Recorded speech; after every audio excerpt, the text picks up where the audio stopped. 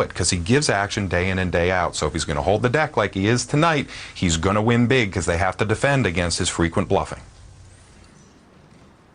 Well, it has been a feast in every possible respect for this man today, Patrick Antonius, feasting on his opponents and feasting on the culinary delights here. Well, it's shots like that that get someone like me upset, seeing how much he can eat and stay so skinny. Action folding around to Brandon Adams now. And he's got the goods. And he'll raise it to 5,000. Alesra folds. As does Antonius. But Tom Dwan, Mr. Durr, sitting there with a pair of fours he's going to call. Kagawa won't play. And if you're sitting there with two fours, you want to be up against the aces. If you catch your four, you're going to win a big pot. Tony G also calls. So three players to the flop. Jack, four, deuce, and Dwan has flopped a set of fours. Well, this is just how you draw it up in the locker room. Adams in big trouble here as it goes check to him. He's surely going to lose a bunch of his chips here on this pot. He's got to think his aces are good as he bets. 8,000 to bet. Well, the only question is here, Dwan going to... No, he just calls. As does Tony G. Well, Tony G, on a pure gut shot straight draw, if it comes a 5, we're going to see a really big pot.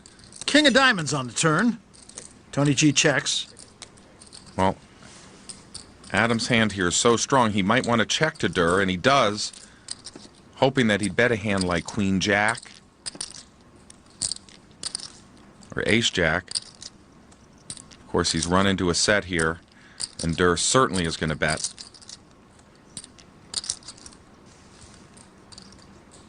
And Adams very well might check raise himself all in here. This could get ugly. 22,700 the bet from Durr. Well, I think Tony G's going to have to finally give it up. The big question will be, what is Brandon Adams going to do? So Tony G does fold. Now Adams with a decision to make.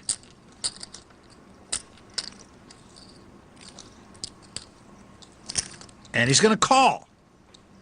Yeah, Brandon not looking happy. Maybe he's kind of figured out he could be in trouble here.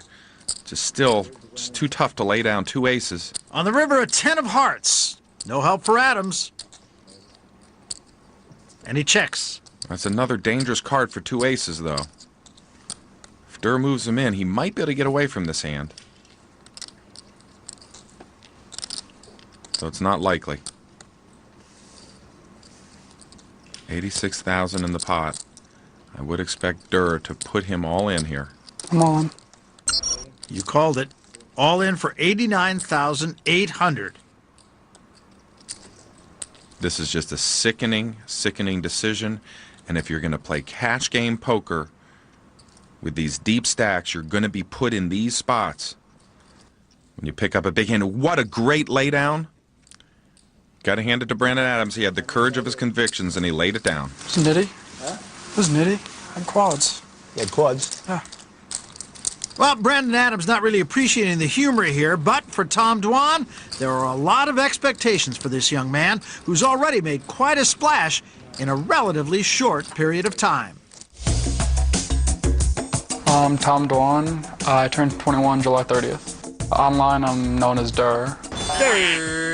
I didn't put tons of thought into the name Durr, but I wanted something that would annoy my opponents if they lost to me, and I figured Durr was one of the dumber sounding names and also sounded amusing, so I just used that.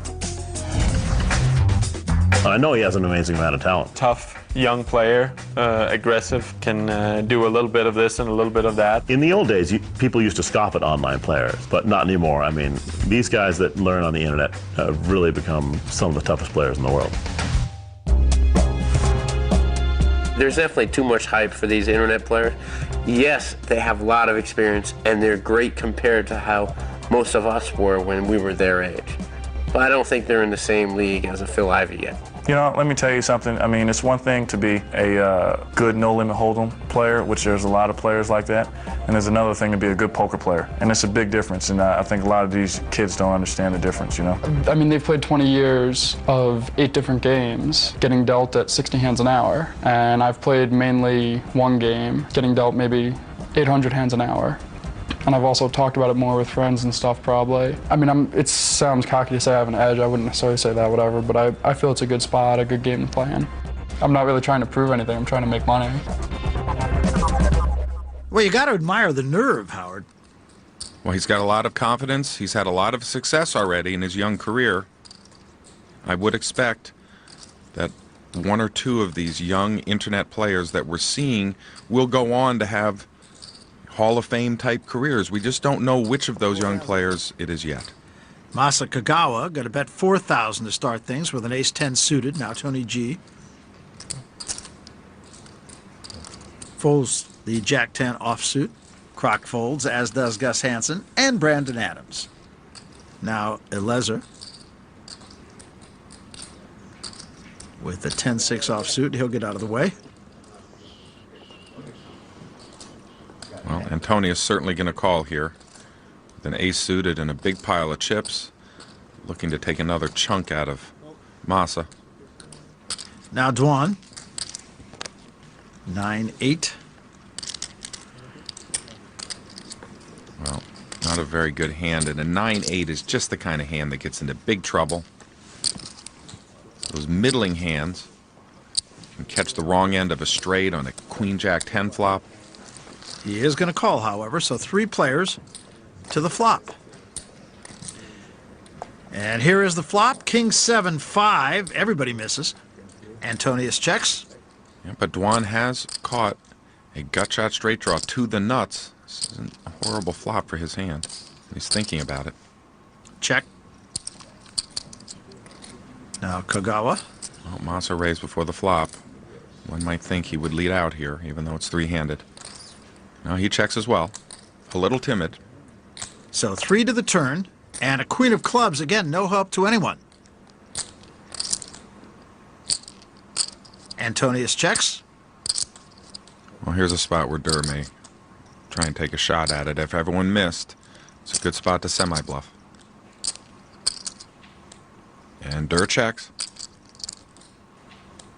Kagawa likewise. On the river, of 5 of clubs, and again, no help. Well, here's one of these pots where we have to see which of these players wants it. Patrick and Kagawa have the same hand. They would split if it gets checked around. Patrick reaching for chips here. He bets 9,000. So now the onus falls to Durr. Well, he's certainly not going to just call. He's either going to raise or fold here.